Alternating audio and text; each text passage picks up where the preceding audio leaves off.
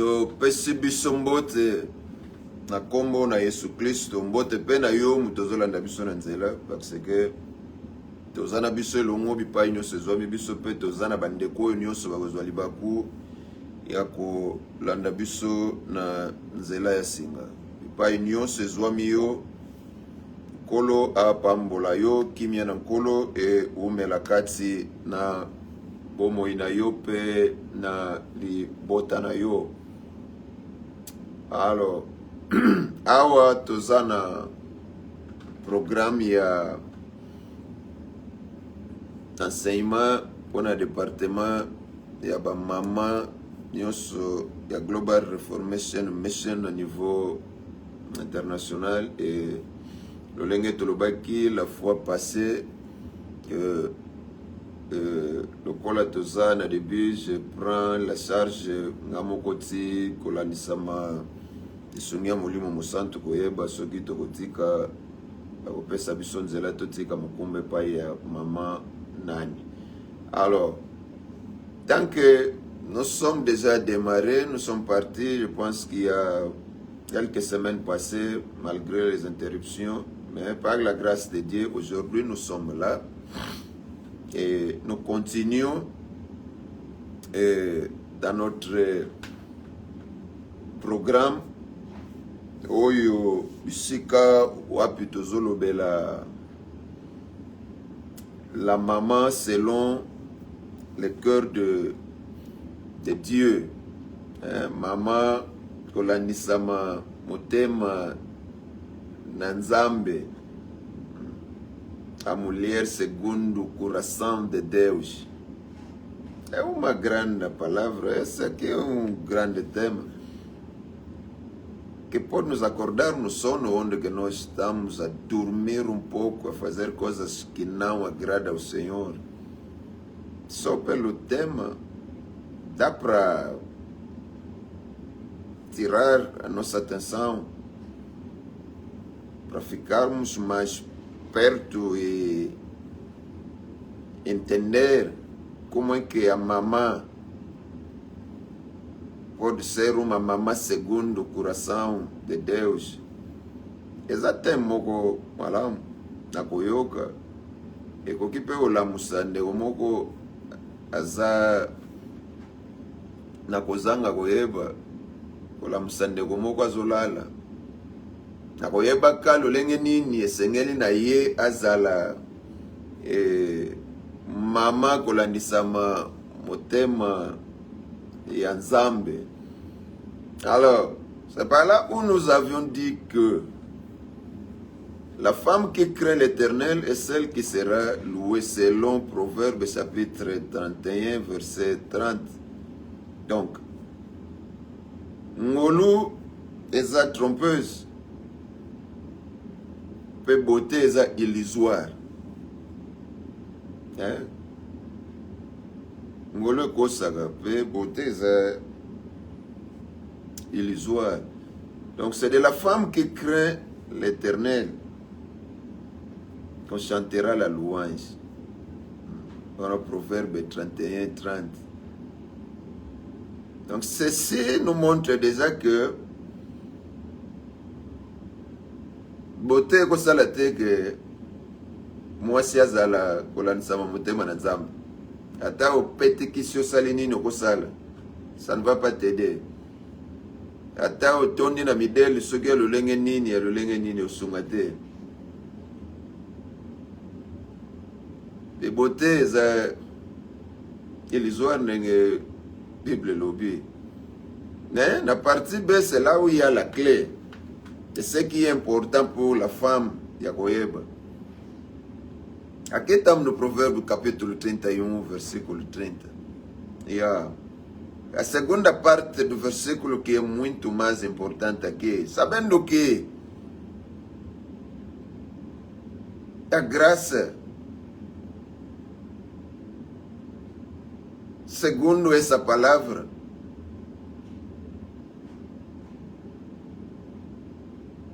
pode aparecer tipo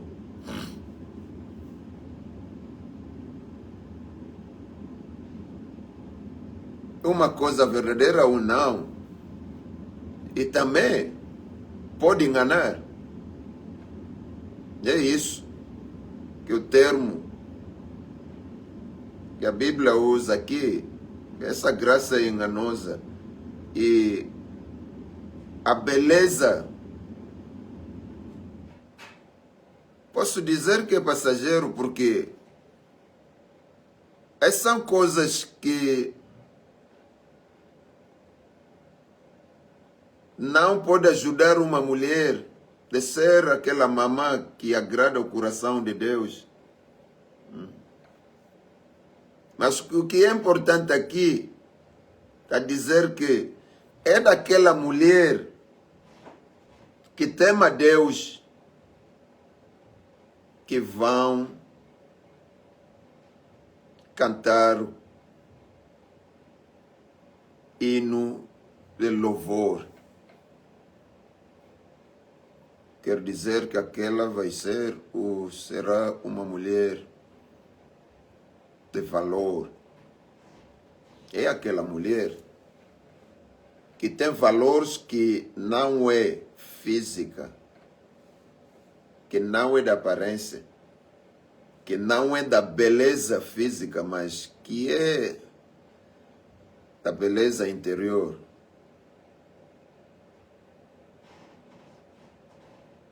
O que dá beleza interior é Cristo dentro de nós. Amém. C'est tout ce qu'on disait ici, que partant d'abord de cette partie, donc, la femme qui craint l'Éternel, c'est à elle qu'on chantera. Donc ici déjà on voit que cette grâce qui est trompeuse est la beauté qui n'a rien à voir à ce qui fera en sorte que cette femme ou cette maman soit selon le cœur de Dieu. Mais c'est cette femme qui craint Dieu. Or, pour craindre Dieu, il y a des étapes à suivre. Il y a des étapes qui doivent être conclues. Donc, nakobanga kanzambe, mutu azangi Yesu autikala obanga nzambe mkomo wote. Donc, mama oyo azangi Yesu autikala obanga nzambe mkomo wote. Mama oyo azana Yesu azotambola niamu pe autikala obanga Yesu te. Parce que visage na ye kozala mingi na makambo nyonso ya libanda. Mama oyo pe azana Yesu me azana bobulu azala pe na équilibre te. Ne bisika kobanga nzambe kozala pe te. Parce que kozala tire na makambo susu oyo nkolo alingaka te. Okozala na makasi ya kosala makambo oyo nkolo asepelaka nango te. Mais soki eza na mama oyo apesa bomo epa na Kristo, oyo bisika Kristo avanda zwa evanelo na ye, ye wana ataza kubuka na elongi, ataza elongi ondire baniata na train, ataza kaka na elamba moko, ekobanga nzambe na ye, ekopesa ye, to ekosala batu bayemba loyembo ya lokumu pona ye. C'est à cette femme-là. Donc c'est pour dire que libanda na biso ezala lolenge yango ezala so ekati eza mabe, yeba koza musika na motema nkolo. Ata opatikisi yango osala yango ndenge nini, soki kaka kati eza mabe, oza musika na nkolo. Alors, Yamama selon le cœur de Dieu. Totanga maloba oyo, juste quelques versets, que soit tokosili sapenion par la grâce de Dieu. A Proverbe, c'est ça le texte clé. A Proverbe 31, 10 à 31. Là où il y a le titre, une femme de valeur. Donc, moi c'est le kumu. Moi c'est le kumu te ya babazin. Moi c'est le kumu te ya batalodam. Moi c'est le kumu te ya bachoko. Moi c'est le kumu te ya komimoni saka bisika batu bazoami te. Ah, moi c'est le kumu ya osalaka makambo nkola olinga na kotosaka mobali na kozalaka mama malamu mpona libota na kosungaka mobali na makambo nyonso na kozalaka mama mpona bana ye wana mwasi wana oyo atalisaka boklisto epai ya papa oyo atalisaka boklisto epai na bato bisika ye azwami oyo atalisaka boklisto epai na bana. Verset 10. Qui trouvera une femme de valeur bani na mutuna wana.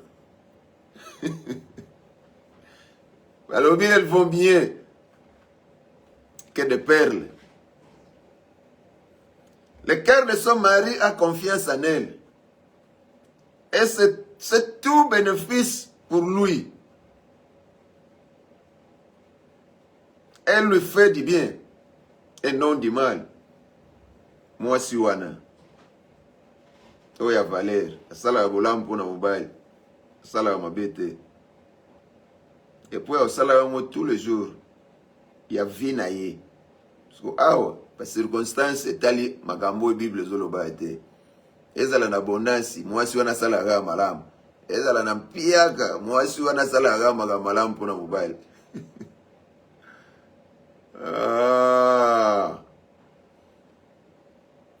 Elle se procure de la laine et du lin et travaille d'une main joyeuse.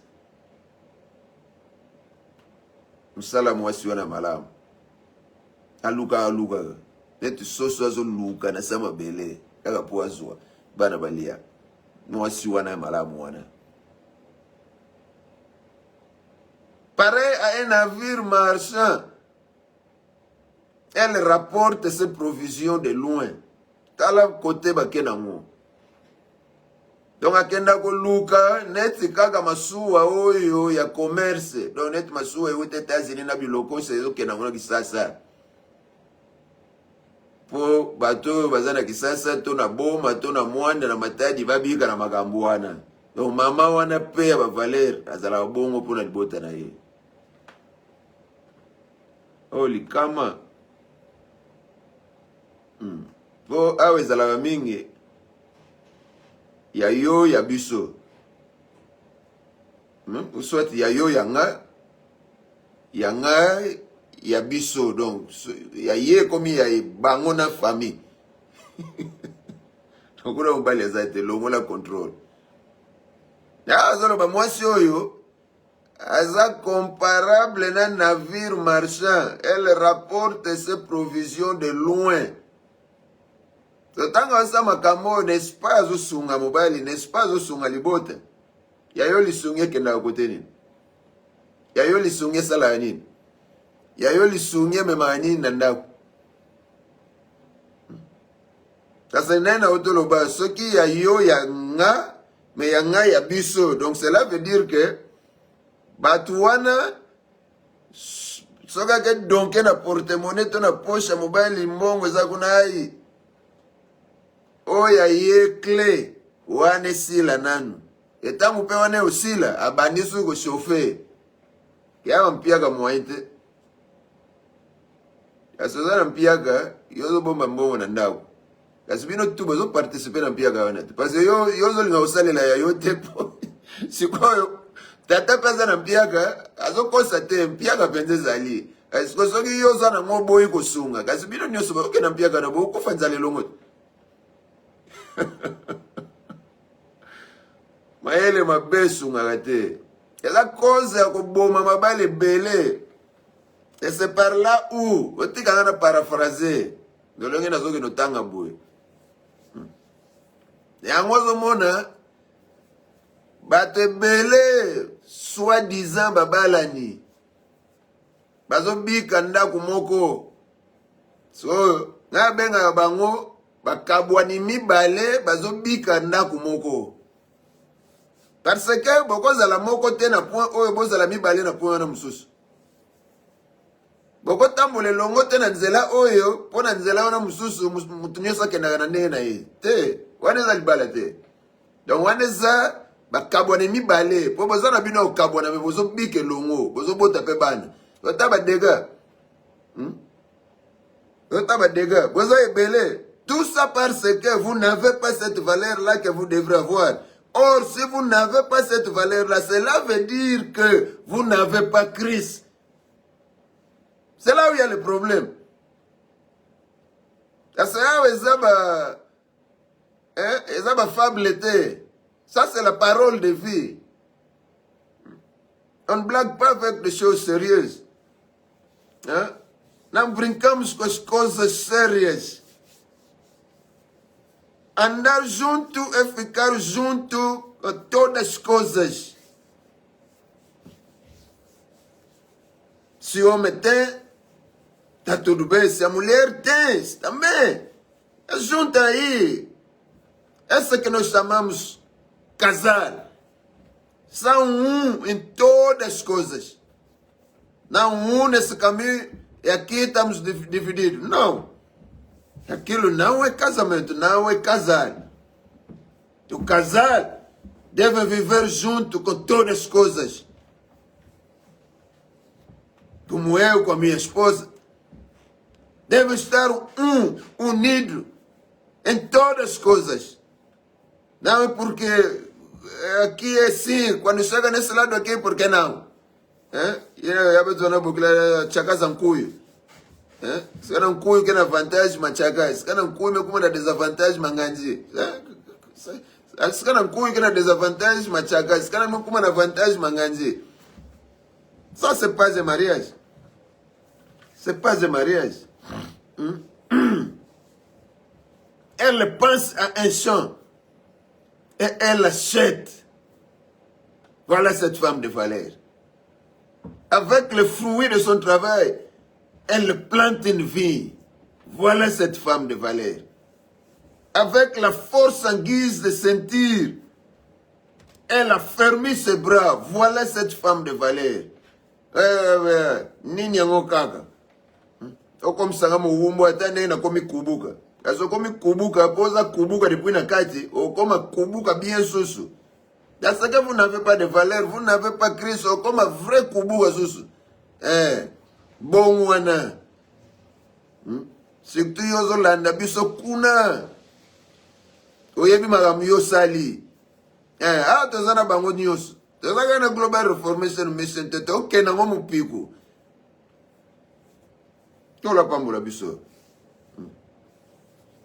Cette femme constate qu'elle gagne. Ce qu'elle gagne est bon. Et sa lampe ne s'éteint pas pendant la nuit. Parce que Tony n'a ma fouta. Parce que Tony n'a ma fouta. Elle file elle-même la laine. Elle tisse elle-même les habits. Elle ouvre ses bras aux malheureux. Voilà cette femme. Elle tend la main aux pauvres. Tatatana bango basala nini? Nini yango kaka? Tika ya longwa kende kuna. Wana soko moni mobile linga sunga mutu. Nini kaka? Ntima imbi. Valeur exacte, c'est parce que le Saint-Esprit n'agit pas. Vous n'avez pas Christ. C'est là où il y a le problème. C'est par là où les fissures commencent. Elle se fait des couvertures. Elle a des habits en fin lin et en pourpre. Voilà cette femme de valeur. Son mari est reconnu aux portes de la ville. Alléluia. Yayo mobali soko bani wo sosolaye. Bisika sengeli ya ye banela. Kuna yo bani wo baby selaye.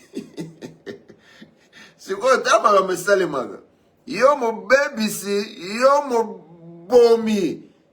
Alelo sutu kalibu metoni. Cedric Azoya. Kaka yo mo baby si, kaka yo mo panzi. Tala mobali ya pampambo, mobali ya zanga tina, mobali ya lobi na mokuna. Adrienne ye. Kaka yo. Na yebite nzambe, otina nga pa muta boy ndenge nini. Kaka yo wana lobi wana kuna Angelina ye. Oza nani? Ozo luka nini? Bongo wana. luka kimia na yo moko mutapesa yo kimia kaka Yesu na kopesa kabo moi na yo epai na ye olongwa na makambo oyo olongwa na biloko oyo yo mususu peut-être au 4e mariage peut-être au 3e mariage d'une manière oyo ezopesa mpe nzambe lokumu te okomokenda ngo neti dame parce que ozoyeba teke makambo eza place yoza ola pamona biso. Vous n'avez pas de valeur. Allez, on mona kaka non mobile il faut kendaka na ye nengo fongola li puta na yo soko lingo arrange ngo popoli nanu pupupu kangisu lisita wana André ale soko mone simbito fongoli su pupupu kangisu lisita wana Jacques ale soko mone ngaba sakana na ngate nini ngo kaka ekende boye zonga boye ngana ngosala boye tala baninga na kuna tala zongisa boye tala boye yo kama makambo tozolobao yo kama makambo tozolobao. Elle ouvre la bouche. Elle fait des chemises. Elle les vend. Azosala azoteka kaka pona libota. Et elle livre des ceintures aux marchands. Azobunda mwasi oyo. Ya valeur azobunda pona libota. Réclame pete.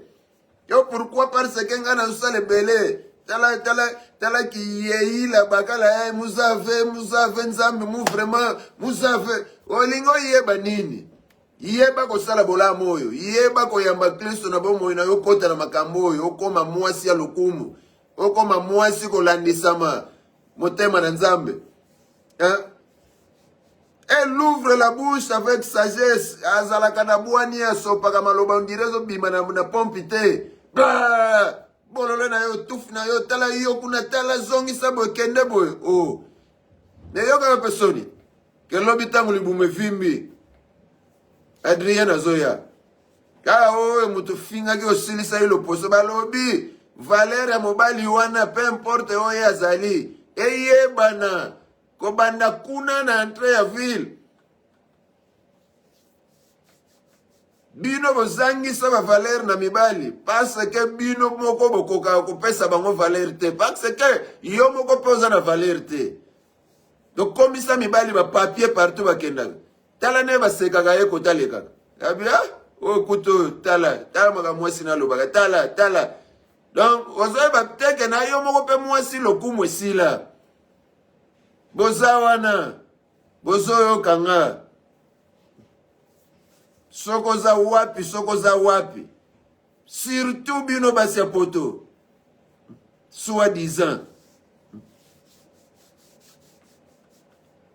Elle ouvre la bouche avec sagesse ya yo ekenda wapi ekenda obata banasaki kodi et un enseignement plein de bonté est sur sa langue. Yo te ya kanani ya yo makambo e utaka na samu noko na wezala nini kaka makambo ezanga tina kaka makambo e baby saka kaka makambo e panzaka mama model nini abatala pe boyo mama president na église abatala pe boyo mama pasteur abatala pe boyo mama kingandi ne makambo e bima na sinalo na noko na ye ozana idete tanga ofungola na metro kosa.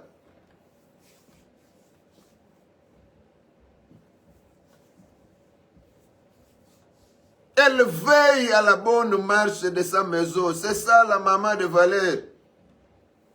Yo makanisa na weza laga libanda. O muninga na ngawana lobaki ye. O muninga na ngawana yebisaki nga. Bamideli moke bimi kuna. Bamideli moke salibwe. Suka yebike mobali nwaza na mbongo te. Yo kena uzwaka makambo elukaka mbongo ko ute pa baninga. Aletango koyana mwepa mobali ha. Tumuangane. Tumuangane.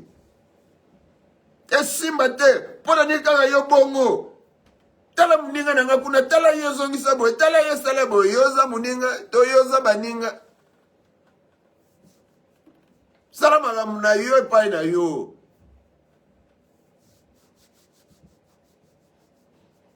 Gerenda kuna yo esengeli. Lolenge sengeli na yo gerango. Luka ba valero esengelo zalanango elongo na Yesu popesa lokumu pa mobile Yo soko pesi valeur pa mobali te. Nana opesi lo ye valeur. Ale ya yo moko valeur bakanga yango ndire na libanga munene bakena obwaga na kati ebale. Ozala pe na souci na ngote. Je m'en fous. Ewe ya. Oko changer mazita malakama. Yana zo ipsa yo zo kabiso bongwana. Pe malakama oyo changer o tika la kozwa kimia te. O tika la okuta na mobali oyo ko kanisa zala ndenge makanisi na yo eza ozala te. Répands-toi. Yoga makambo tuzoto bao. Elle veille à la bonne marche de sa maison. Hein? Son mari aussi. Elle veille sur son mari. Ah! Ngana ibsa mwasi nanga. Ngana zala mwana liboso. Et ma femme me traite comme son premier fils. C'est ça. Et il chante ses louanges. Oui. Ngana zana ngolu wana. Yo sala ke mobali nazala na ngolu wana te pona nini. Place ozongi se ya no bongo wana. Vous avez besoin de Christ, vous avez besoin du travail du Saint-Esprit en vous. Alléluia. Tolo ngwana makamususu parce que biso msusu peto yana libala oyeka oye. Otekala wole karanzela moko tene bokutana la biso kiwapi na circonstance nini buburu ale nanda kumoko milimo mibaleke kutana ba yebani te uti kote nini ba kote uteli wana ale tango intesele ko banda bato baza pembeni ba omoni yoko or problème eza bino moko abaissez-vous yoka mwasi oyo ya lukumu. Elle chante de louanges ya mobali na ye. Bien de femmes font preuve de valeur, mais toi, tu leur es à toute supérieure. C'est la supériorité, on a. Attention, la grâce est trompeuse, et la beauté est illusoire. C'est de la femme qui craint l'Éternel qu'on chantera les louanges. C'est ça la bonne conclusion ici. Obanga nzambe na ni sokoza na Yesu te. Nzambe sapote. Sokoza na Yesu zobanga nzambe te, ale yeba ke problème ezali. Répands-toi. Soko obanga nzambe te sekoza na Yesu te. Répands-toi aussi, yamba Kristo lokola nkolo pe mobiki savo moina yo. Que si on doit revenir sur la bonne voie. Ou on doit venir sur la bonne voie. Parce que ça y a deux catégories. Ou soit oza olali, lamuka. Ou soit ozate, yoka. Yamba Kristo, nabo moina yo. Obika makambo, elemba kozala idimwe soki kacher mo na obenga na komo tantine rite. Yoko mano tantine rite na pale. Yosungate. Ndako ezala na besoin ba tantine rite te. Ndako ezala na besoin basi oyo. Elle chante louange de son mari. Elle prend soin de sa maison, elle prend soin de ses enfants. Elle est heureuse. Azola mukatongo. C'est ça la femme, elle fait ça avec son cœur. Et en faisant ça avec son cœur, c'est par l'aide du Saint-Esprit. Ce n'est pas par sa force. C'est pour cela nous disons que cette femme doit avoir Christ. Sans Christ, na centre bomo ya mutunam, composa la magamote. Alors Christ ozala na kati na yo, c'est pour cela entre guillemets. Tangu batu bayaka ko luka ko bala na ecclesia. To luka katoye baba background, bomo ina bango ya kala. Tanto yebi bomo ya kala. To ye na ngo na moma oyo baye wana. Nani ayamba Kristo. Parce que soki mwasi ayamba Kristo mobala ayamba Kristo. To yo no bali sabato lulengi wana pwani. Ndenge nini? Na misusu bayamba Kristo me ba abandona. Yo no bali sabango ndenge nini? Et vous verrez que bateau ya lolengo yo soki bake balana. Nakuna bango koma place ya catch, nakuna bango koma kota box, kota mso koma ya karate. Pokuna Yesu azate bibotu eko bima ernioso. Pokuna Yesu azate onimateke mutu mwa kenda ka eglise tango obimise fingel. Ozana idete. Kuna komi Yesu azate o sentir malobe obima na mnoko zana idete. Yangwana to kenda na batu bongo. Vous vous rassurez que bayambi Kristo bazabana na nzambe bango mibale. Kotsi bango na itelo ya libala ti kino libale osalema. Tang ba kotsi na itelo babala ni bo continuer suivi kaka pona ko maintenir Christ kati na bango. Kola pambola biso. Yo tena yaki na ngaka po nazalaki na shuate kote nazalaki kuna banako simba te. Bien. Nanda kupe simba te. Ozana makambo ete ozana makoki yote kosala ke nanda ko simba. Mubulu kaka. Mais maloba na nzambe yango oyo. Ekoya kana pamba te. C'est pour que nous ayons une ouverture dans l'esprit na biso. 31 lobby, donnez-lui du fruit de son travail et comporte de la ville. Ses œuvres fassent son éloge. Ya yo makamnino ba opesa yo ba ufutela yo. Ya fruit ya musalo wapo yo sala. Oya okeno kotonga ka mobile. Oya okeno ufinga. Plus yo okeno kotonga mobile na yo. Plus yo okeno koloba mabe ya mobile na yo. Baseka ne yo. Donc o memi kochola ya mobile na yo pa ina batu ba oyokela mobile na yo mawa. Me yone mutu na sima tango okende. Babani pe kochola yo susu. Yone mutu wakumona pamba koleka. Yone mutu wakumona zoba ya koleka. Nenge po sali bongo. Po ketanda mobile yo moko pe mitandi. Ale bino mi bale bo tanami bo komi batu pamba. Respect epa ya batu yo moko keteka ngona mangondo. Zala mayele te mama. Soke zana mwasi moko mwana na nzamba zoyoka. Zala mayele. Soko za mwasi ka mwasi na libala bongo. Zala pe mayele. Yazana mingi bozoyoka bokomi prayer kukabwana. Yazana mingi bozoyoka bokomi prayer kupanzana. Yoka magamboe. Yo mtozozo ba decision na yokolongwa. Yoka magamboe. Oyebi koto za kuna. Surtout bino. Na Europe magamboe za ebele. Tumboki na yo pe oke na yo. Toso ato bengi police ye bengani mobile. Di pas molezate. Il n'y a pas de valeur là-bas. Vie générale du proverbe 31, 10, 31. Nous avons des thèmes comme personnage central. Nous avons les sujets, nous avons un objectif spirituel, public, cible. Verset clé, message principal. Nous avons parlé de ça.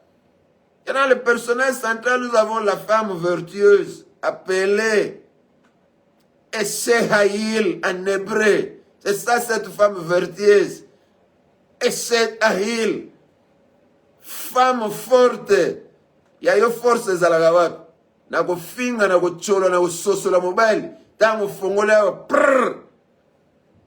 Na metro ya France. Il y a une vitesse. Yo va qui vaillante na yo. Na ko soso la papa. Wana tango bano finga bana. Ah là là.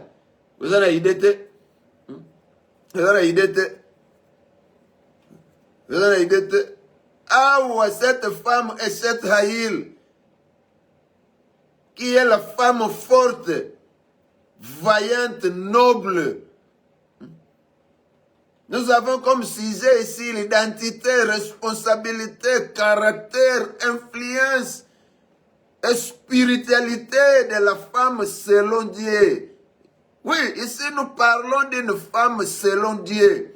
Une femme selon le cœur de Dieu. C'est celle-là que nous parlons ici. Awa tozana ba ipanzama kitate.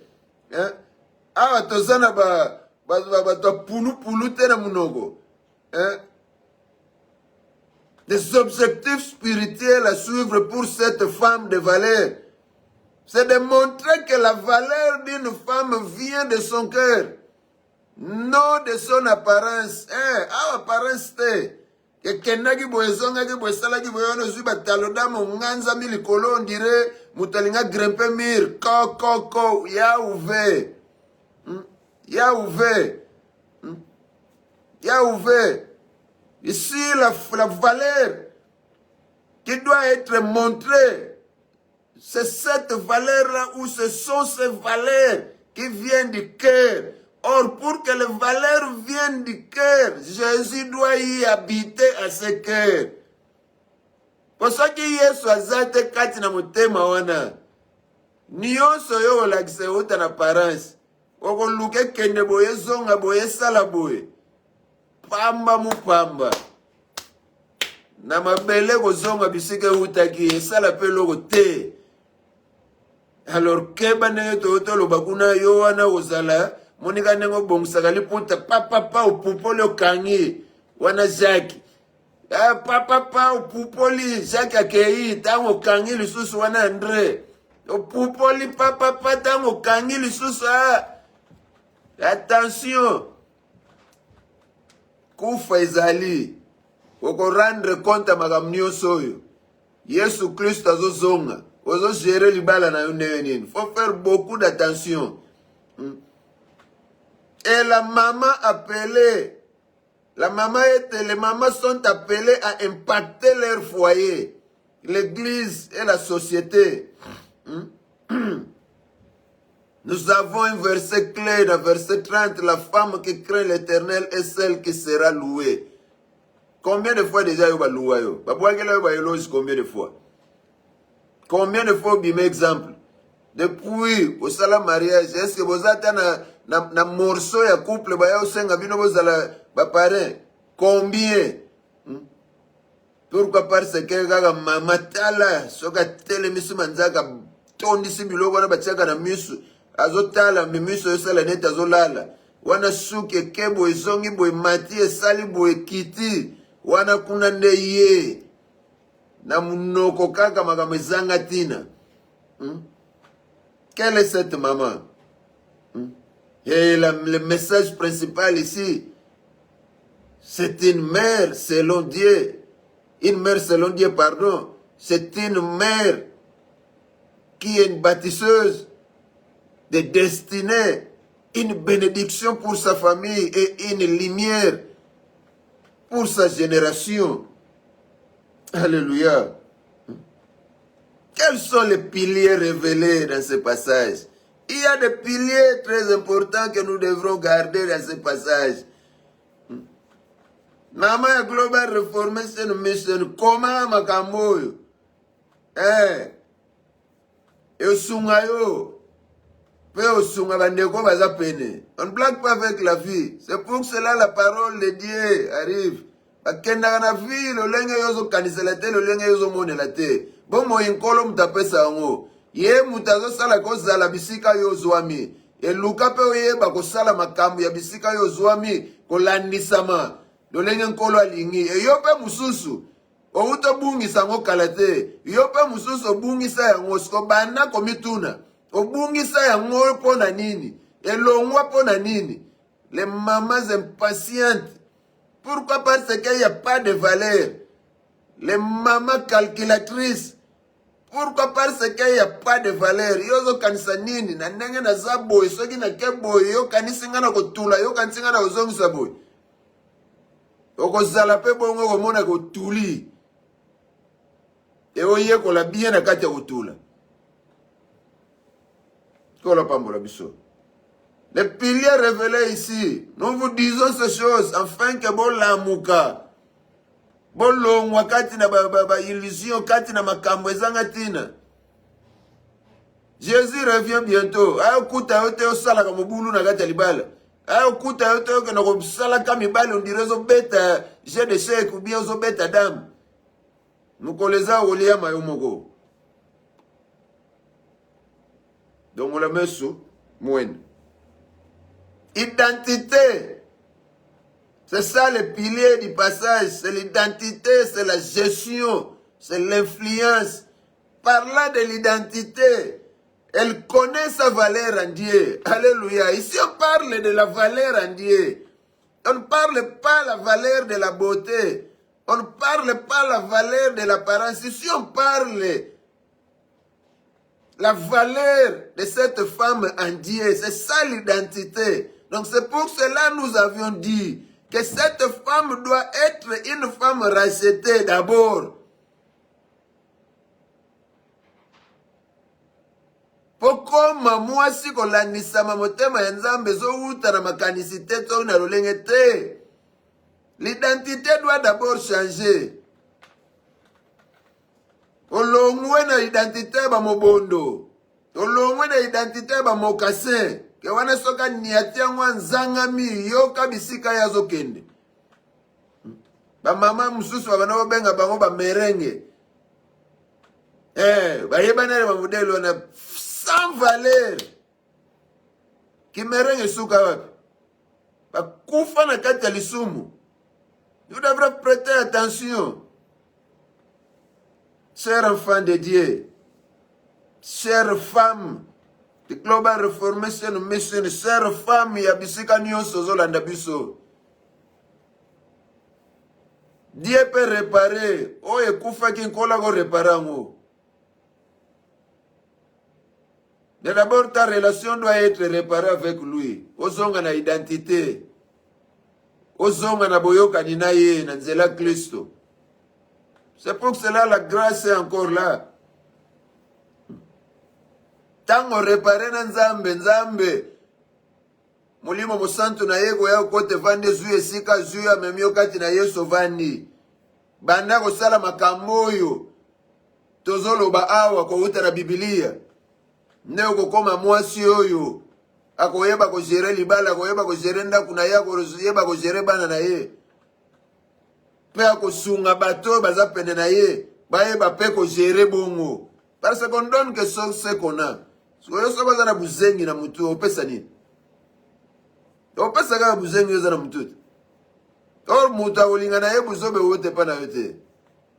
Alors mona ke bato ba ozala musika na yo. Po batu nyonso lelo bakomi mayele. Bazoluka nzela oyo komema bango na lobiko. Yoza na lobiko sikozoluka kokenda kobeba kaka po nini. Kola pambola biso. La gestion. Cette femme de valeur sait comment gouverner ses biens. Elle sait bien comment gouverner son foyer et ses ressources. Azalaka wana kaka te. Namona ikute bima ikuna, namona ikute kenda ikuna, namona ikute nga mikolo neti ilfo kaka yango wana. Nino mikolo yango neza na mode. Yango eza na mode.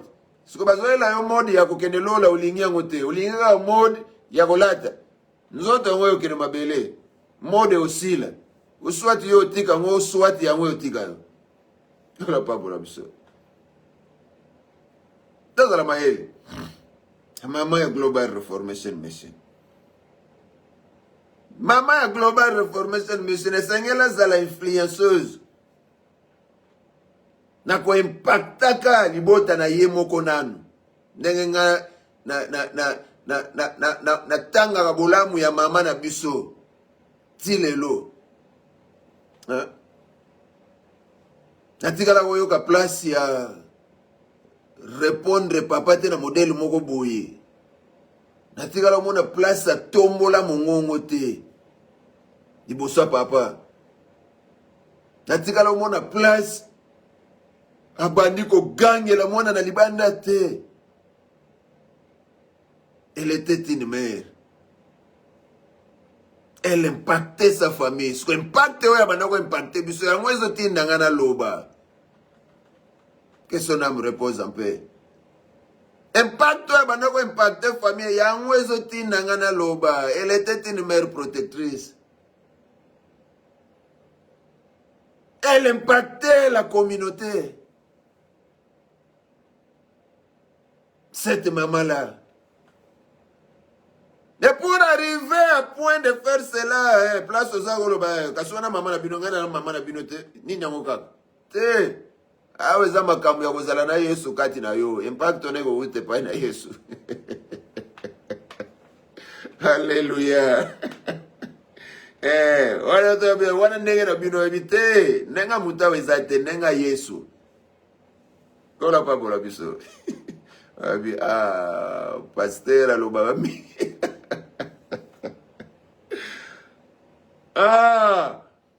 Le samedi prochain, il y a l'introduction détaillée. Il y a Paté Nabiso. Alors, kuna toya olobela en détail, to bana olobela en détail. Qu'on fait ça, une introduction vraiment détaillée par rapport il y a thème Nabiso, et ça va nous aider à progresser. Kolo a Pamola Biso, Kolo a Zwalokumu, na Nyonso a Salelu Biso, merci pour la poko na lelo. Nzambe papa na ulikolo tondi yo po etoza malamu. Merci pona bolingo na yo obateli biso sepelaki na biso lisusu koyoka etelo na yo biso ba mama. Nzambe kumama po etozali malamu. Nande ko nyonso yo bisika nyonso akoyoka biso nkolo simba mitema na ba mama. Nolimo mosantu sunga ba mama balongwa na bizalelo oyo ezopesa yo lokumu te, na lolenga kobika oyo ezosepelisa yo te. Kolo restore ba couple oyo epanzani, sunga ba mama oyo pona kozanga koyeba, pona kozanga comportement ya malamu, babungisa mabala nkolo salela bango ngolu. Tu es un Dieu de restauration. Tu es un Dieu de paix. Tu es un Dieu oya kosala makambo oyo mutu akosala te. Naloba na yo ezosunga biso po tozala malamu, pe ezobongisa biso tozala malamu ntango mokolo wana ekokoka Nzambe. Rien n'est impossible à toi. Tika maloba na yo emema kimia, emema sengo kati na motema moko eyoki yango na poko na lelo. Na kombo na Yesu Kristo tobondeli pe tolobi gloire et louange à toi Seigneur Jésus-Christ. Amen. Alors, totiki esika epai ya modératrice. Peut-être nasuka soki de celle-ci na okanga na losamba.